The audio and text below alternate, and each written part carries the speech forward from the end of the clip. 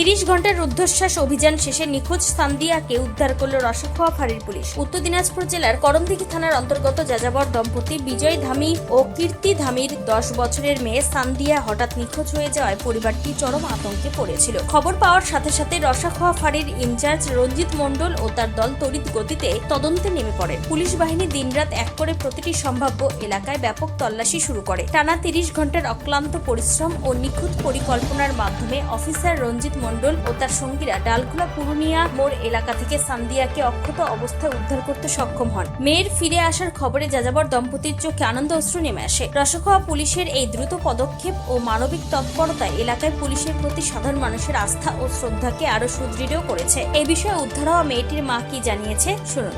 तो नानी के पास था। कहाँ पर? रसाखोआ में हॉस्पिटल। तो नानी साई बोला धमकाया तो ये सुबह उठ के से बृहस्पति उठ के सुबह भाग गया।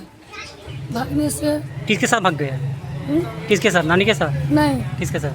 वो मांगते भाग गया। हाँ। भाग गया, बोला कि बेगमपुर जाओ बेगमपुर। तो গাড়িতে তেরালো না।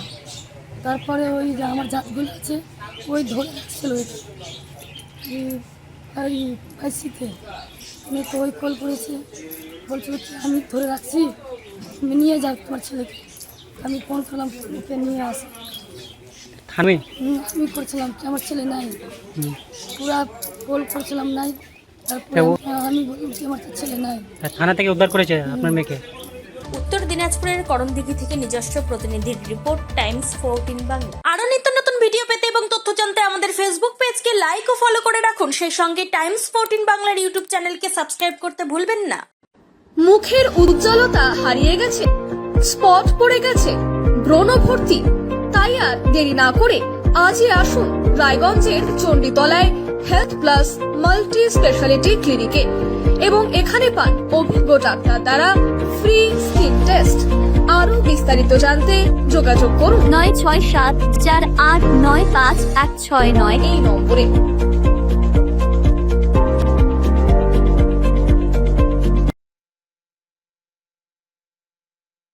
আজ তোমার বিয়ে সাজলো নতুন সাজে,